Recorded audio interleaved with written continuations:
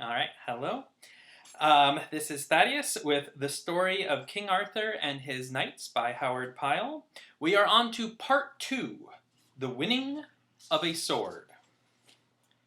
Here beginneth the story of certain adventures of Arthur after that he had become king, wherein it is told how, with great knightly courage and prowess, he fought a very fierce and bloody battle with a certain sable knight. Likewise, it is told how he achieved in consequence of that battle a certain sword, so famous and glorious that its renown shall last as long as our speech shall be spoken. For the like of that sword was never seen in all the world before that time, and it hath never been beheld since then, and its name was Excalibur. So, if it please you to read this story, I believe it will afford you excellent entertainment, and will, without doubt, greatly exalt your spirit, because of the remarkable courage which those two famous and worthy knights displayed when they fought together that famous battle. Likewise, you shall find great cheer in reading therein of the wonderful marvelousness of a certain land of faery, into which King Arthur wandered, and where he found a lake of enchantment, and held converse with a mild and beautiful lady of that land, who directed him how to obtain that renowned sword of aforementioned. For it hath given me such pleasure to write these things, that my heart would at times be deluded as with a pure joy. Wherefore I entertain great hopes that you also may find much pleasure in them, as I have already done. So I pray you to listen unto what follows. Chapter 1st. How there came a certain wounded knight unto the court of King Arthur, how a young knight of that king's court sought to avenge him and failed, and how the king thereupon took that assay upon himself. Now it fell upon a certain pleasant time in the springtide season that King Arthur and his court were making a royal progression through that part of Britain which lieth close to the forests of the Usk. At that time the weather was exceedingly warm, and so the king and court made pause within the forest under the trees in the cool and pleasant shade that the place afforded, and there the king rested for a while upon a couch of rushes spread with scarlet cloth. And the knights then present at the court were Sir Gawain, and Sir Ewain, and Sir Kay, and Sir Pelleas, and Sir Bedivere, and Sir Caradoc, and Sir Geraint, and Sir Bodwin of Britain, and Sir Constantine of Cornwall, and Sir Brandiles, and Sir Mador de la Porte, and there was not to be found anywhere in the world a company of such noble and exalted knights as these. Now as the king lay drowsing, and as these worthies sat holding cheerful converse together at that place, there came of a sudden a considerable bustle and stir upon the outskirts of the court, and presently there appeared a very sad and woeful sight.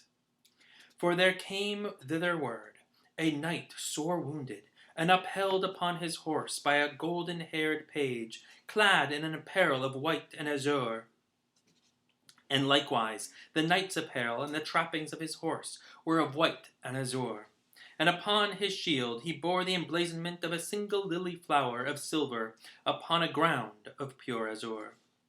But the knight was in a very woeful plight, for his face was as pale as wax, and hung down upon his breast, and his eyes were glazed, and saw naught that passed around him. And his fair apparel of white and blue was all red with the blood of life that ran from a great wound in his side.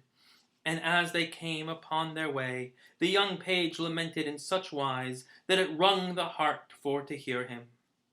Now, as these approached, King Arthur aroused, cried out, Alas! What doleful spectacle is that which I behold? Now hasten ye, my lords, and bring succour to yonder knight, and do thou, Sir Kay, go quickly and bring that fair young page hither, that we may presently hear from his lips what mishap hath befallen his lord. So certain of those knights hastened at the king's bidding, and gave all succour to the wounded knight, and conveyed him to King Arthur's own pavilion, which had been pitched at a little distance. And when he had come there, the king's chirurgeon presently attended upon him, albeit his wounds were of such a sort he might not hope to live for a very long while. Meanwhile, Sir Kay brought that fair young page before the king where he sat, and the king thought that he had hardly ever seen a more beautiful countenance. And the king said, I prithee, tell me, Sir Page, who is thy master, and how came he in such a sad and pitiable condition as that which we have just now beheld? That I will so, my lord, said the youth, for that my master is entitled Sir Miles of the White Fountain, and that he cometh from the country north of where we are, and at a considerable distance from this. In that country he is the lord of 7 castles and several noble estates, wherefore, as thou mayest see, he is of considerable consequence. A fortnight ago, being doubtless moved thereunto by the lustiness of the springtime, he set forth with only me for his esquire, for he had a mind to seek adventure in such manner as beseemed a good knight who would be errant. And we had several adventures, and in all of them my lord was entirely successful, for he overcame 6 knights at various places, and sent them all to his castle for to attest his valor unto his lady. At last, this morning, coming to a certain place situated at a considerable distance from this, we came upon a fair castle of the forest, which stood in a valley surrounded by open spaces of level lawn, bedighted with many flowers of diverse sorts. There we beheld 3 fair damsels, who tossed a golden ball from one to another, and the damsels were clad all in flame-colored satin, and their hair was of the color of gold. And as we drew nigh to them, they stinted their play. And she who was the chief of those damsels called out to my lord, demanding of him whither he went, and what was his errand. To her my lord made answer that he was errant and in search of adventure, and upon this the 3 damsels laughed. And she who had first spoken said, And thou art in search of adventure, Sir Knight? Happily I may be able to help thee to one that shall satisfy thee to thy heart's content. Unto this my master made reply, I prithee, fair damsel, tell me what that adventure may be, so that I may presently assay it. Thereupon this lady made my master to take a certain path, and to follow the same for the distance of a league or a little more, and that he would then come to a bridge of stone that crossed a violent stream, and she assured him that there he might find adventure enough for to satisfy any man. So my master and I wended thitherward, as that damsel had directed, and by we came unto the bridge, wherefore she had spoken. And lo, beyond the bridge was a lonesome castle, with a tall straight tower, and before the castle was a wide and level lawn of well-trimmed grass, and immediately beyond the bridge was an apple tree hung over with a multitude of shields, and midway upon the bridge was a single shield, entirely of black, and beside it hung a hammer of brass, and beneath the shield was written these words in letters of red, Who smiteth this shield doeth so at his peril. Now my master, Sir Miles, when he read those words, went straightway to shield, and seizing the hammer that hung beside it, he smote upon it a blow, so that it rang like thunder. Thereupon, as an answer, the portcullis of the castle was let fall, and there immediately came forth a knight, clad all from head to foot in sable armor, and his apparel, and the trappings of his horse, and all the appointments thereof, were likewise entirely of sable. Now when that sable knight perceived my master, he came riding swiftly across the meadow, and so to the other end of the bridge. And when he had come there, he drew rein, and saluted my master, and cried out, Sir Knight, I demand of thee why thou didst smite that shield.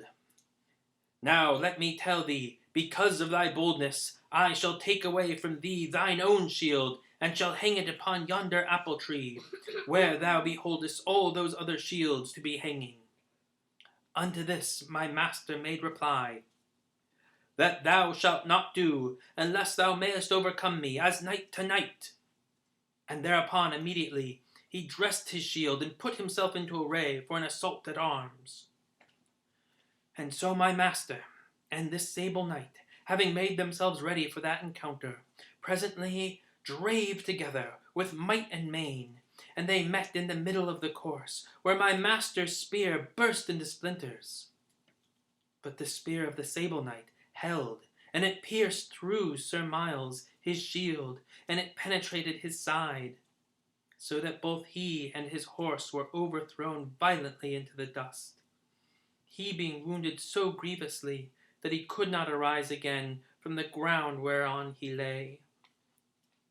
Then the sable knight took my master's shield, and hung it up in the branches of the apple tree, where the other shields were hanging, and thereupon, without paying further heed to my master, or inquiring as to his hurt, he rode away into his castle again, whereof the portcullis was immediately closed behind him.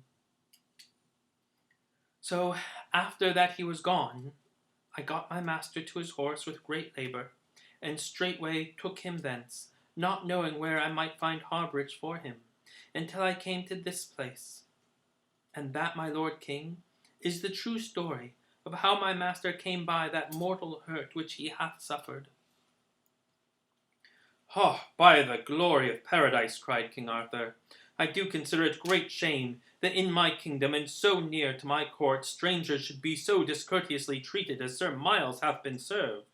For it is certainly a discourtesy for to leave a fallen knight upon the ground, without tarrying to inquiry as to his hurt, how grievous it may be, and still more discourteous is it for to take away the shield of a fallen knight who hath done good battle." So did all the knights of the king's court exclaim against the discourtesy of that sable knight. Then there came forth a certain esquire attendant upon the king's person, by name of Griflet, who was much beloved of his royal master, and he kneeled before the king, and cried out in a loud voice, "I crave a boon of thee, my lord king, and do beseech thee that thou wilt grant it unto me."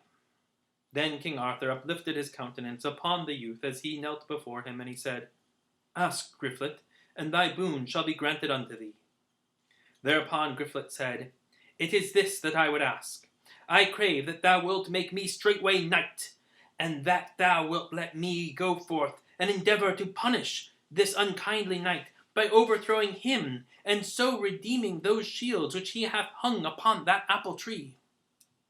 Then was King Arthur much troubled in his spirit, for Griflet was as yet only an esquire, and altogether untried in arms.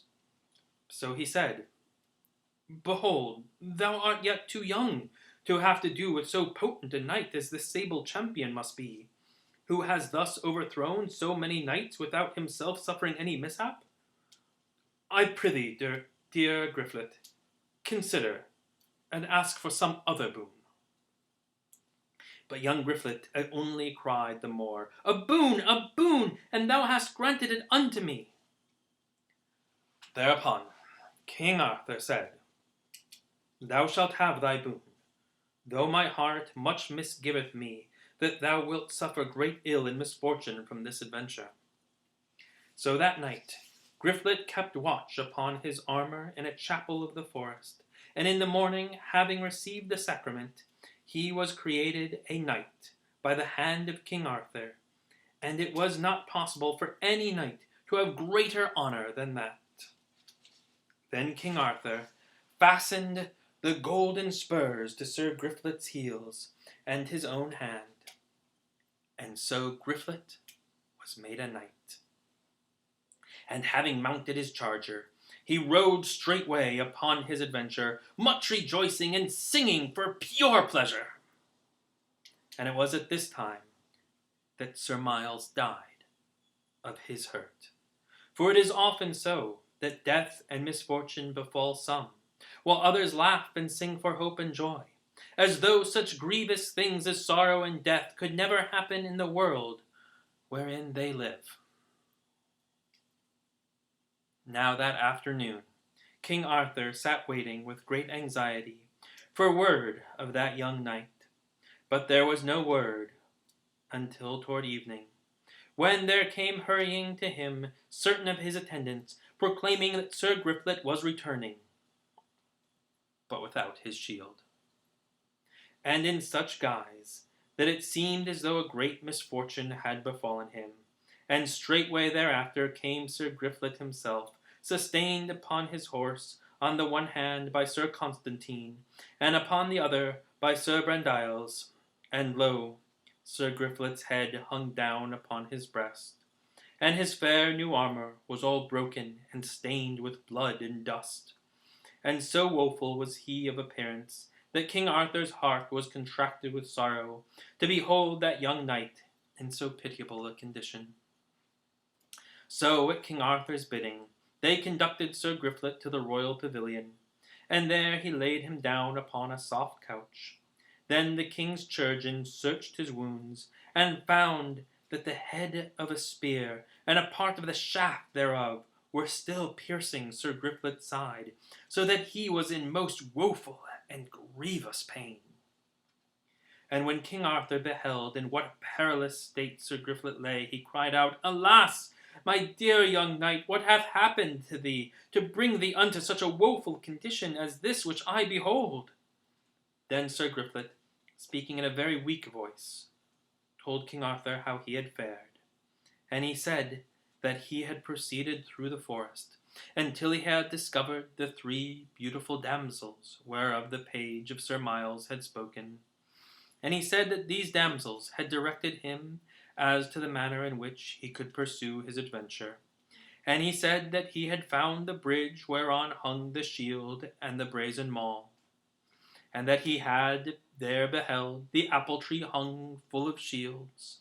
And he said that he smote the shield of the sable knight with the brazen maul, and that the sable knight had thereupon come riding out against him. And he said that this knight did not appear of a mind to fight with him. Instead, he cried out to him with a great deal of nobleness that he was too young and too untried in arms to have to do with a seasoned knight. Wherefore he advised Sir Griflet to withdraw him from that adventure ere it was too late. But notwithstanding this advice, Sir Griflet would not withdraw, but declared that he would entirely have to do with that other knight in sable. Now, at the very first onset, Sir Griflet's spear had burst into pieces, but the spear of the sable knight had held, and had pierced through Sir Griflet's shield and into his side, causing him this grievous wound whereof he suffered.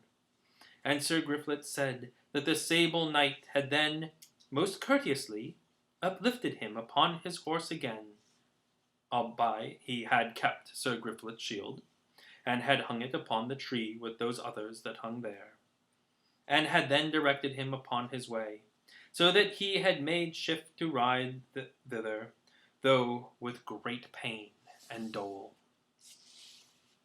Then was King Arthur very woed, and greatly disturbed in his mind, for indeed he loved Sir Griflet exceedingly well. Wherefore he declared that he himself would now go forth for to punish that sable knight, and for to humble him with his own hand. And though the knights of his court strove to dissuade him from that adventure, yet he declared that he, with his own hand, would accomplish that proud knight's humiliation, and that he would undertake the adventure with God, his grace, upon the very next day. And so disturbed was he that he could scarce eat his food that evening for vexation, nor would he go to his couch to sleep. But having inquired very narrowly of Sir Griflet where he might find that valley of flowers and those 3 damsels, he spent the night in walking up and down his pavilion, awaiting for the dawning of the day. Now, as soon as the birds first began to chirp, and the east to brighten with the coming of the daylight, King Arthur summoned his 2 esquires, and having with their aid donned his armor, and mounted a milk-white war-horse, he presently took his departure upon that adventure which he had determined upon. And indeed, it is a very pleasant thing for to ride forth in the dawning of a springtime day. For then the little birds do sing their sweetest song, all joining in one joyous medley, whereof one may scarce tell one note from another, so multitudinous is that pretty roundelay. Then do the growing things of the earth smell the sweetest in the freshness of the early daytime, the fair flowers, the shrubs, and the blossoms upon the trees. Then doth the dew bespangle all the sward, as with an incredible multitude of jewels of various colors. Then is all the world sweet and clean and new, as though it had been fresh created for him who came to roam abroad so early in the morning. So King Arthur's heart expanded with great joy, and he enchanted a quaint song as he rode through the forest upon the quest of that knightly adventure. So upon noontide he came to that part of the forest lands whereof he had heard those several times before, for of a sudden he discovered before him a wide and gently sloping valley, adown which ran a stream as bright as silver, and lo, the valley was strewn all over with an infinite multitude of fair and fragrant flowers of divers sorts. And in the midst of the valley there stood a comely castle, with tall red roofs and many bright windows, so that it seemed to King Arthur that it was a very fine castle indeed. And upon a smooth green lawn he perceived these three damsels, clad in flame-coloured satin, of whom the page of Sir Miles and Sir Griflet had spoken. And they played at ball with a golden ball, and the hair of each was of the hue of gold. And it seemed to King Arthur, as he drew nigh, that they were the most beautiful damsels that he had ever beheld in all his life. Now as King Arthur came unto them, the three ceased tossing the ball, and she, who was the fairest of all the damsels, demanded of him whither he went, and upon what errand he was bound. Then King Arthur made reply, "Ha, fair lady, whither should a belted knight ride upon such a day as this, and upon what business other than the search of adventure, such as beseemeth a knight of a proper strength of heart and frame who would be errant?" Then the three damsels smiled upon the king, for he was exceedingly comely of face, and they liked him very well. "Alas, Sir Knight," said she who had before spoken, "I prithee be in no such haste to undertake a dangerous adventure, but rather tarry with us for a day or two or three, for to feast and make merry with us. For surely good cheer doth greatly enlarge the heart, and we would fain enjoy the company of so gallant a knight as thou appearest to be. Yonder castle is ours, and all this gay valley is ours, and those who have visited it are pleased, because of its joyousness, to call it the Valley of Delight. So tarry with us for a little, and be not in such haste to go forward." "Nay," said King Arthur, "I may not tarry with ye, fair ladies, for I am bent upon an adventure, of which ye may wot right well, when I tell ye that I seek that sable knight, who hath overcome so many other knights, and hath taken away their shields. So I do pray ye of your grace for to tell me where I may find him." "Grace of heaven," cried she who spake for the others, "this is certainly a sorry adventure which ye seek, Sir Knight, for already in these 2 days have 2 knights assayed with that knight, and both have fallen into great pain and disregard. Natheless, as thou wilt undertake this peril, yet shalt thou not go until thou hast eaten and refreshed thyself." So saying, she lifted a little ivory whistle that hung upon her neck by a chain of gold, and blew upon it shrilly. In answer to this summons, there came forth from the castle 3 fair young pages, clad all in flame-coloured raiment, bearing among them a silver table covered with a white napkin. And after them came 5 other pages of the same appearance, bearing flagons of white wine and red, dried fruits and comfits, and manchants of white fair bread. These King Arthur descended from his war horse, and with great gladness, for he was both hungry and athirst. And seating himself at the table with the damsels beside him, he ate with great enjoyment, discoursing pleasantly the while with those fair ladies, who listened to him with great cheerfulness of spirit. Yet he told them not who he was, though they greatly marvelled who might be the noble warrior, who had come thus into that place. So, having satisfied his hunger and his thirst, King Arthur mounted his steed again, and the 3 damsels conducted him across the valley a little way, he riding upon his horse, and they walking beside him. So, by and by, he perceived where was a dark pathway that led into the farther side of the forest land, and when he had come thither, the lady who had addressed him before said to him, "Yonder is the way that thou must take, and thou wouldst enter upon this adventure. So fare thee well, and may good hap go with thee, for certes thou art the knight most pleasant of address who hath come hitherward for this long time." Whereupon King Arthur, having saluted those ladies right courteously, rode away with very great joy of that pleasant adventure through which he had thus passed. Now, when King Arthur had gone some ways, he came by and by to a certain place where charcoal burners plied their trade. From here were many mounds of earth, all a-smoke with the smouldering logs within, whilst all the air was filled with the smell of the dampened fires. As the king approached this spot, he presently beheld that something was toward that was sadly amiss. For in the open clearing he beheld 3 sooty fellows with long knives in their hands, who pursued one old man, whose beard was as white as snow. And he beheld that the revered old man, who was clad richly in black, and whose horse stood at a little distance, was running hither and thither, as though to escape from those wicked men. And he appeared to be very hard pressed, and in great danger of his life. "Pardy," quoth the young king to himself, "here certes is one in sore need of succour." Whereupon he cried out in a great voice, "Hold, villains! What would you be at?" And therewith he set spurs to his horse, and dropped his spear into rest, and drove down upon them with a noise like to thunder for loudness.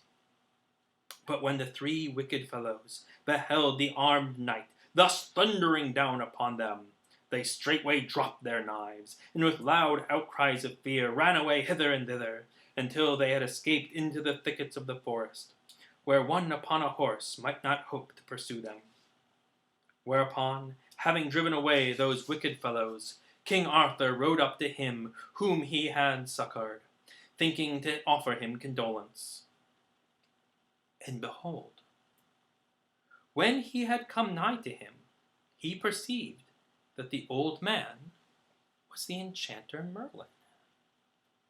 Yet whence he had so suddenly come, who had only a little while before been at the king's court at Caerleon, and what he did in that place, the king could in no wise understand. Wherefore he bespoke the enchanter in this wise: "Ah, Merlin, it seemeth to me that I have saved thy life, for surely thou hadst not escaped from the hands of those wicked men, had I not happened to come hitherward at this time."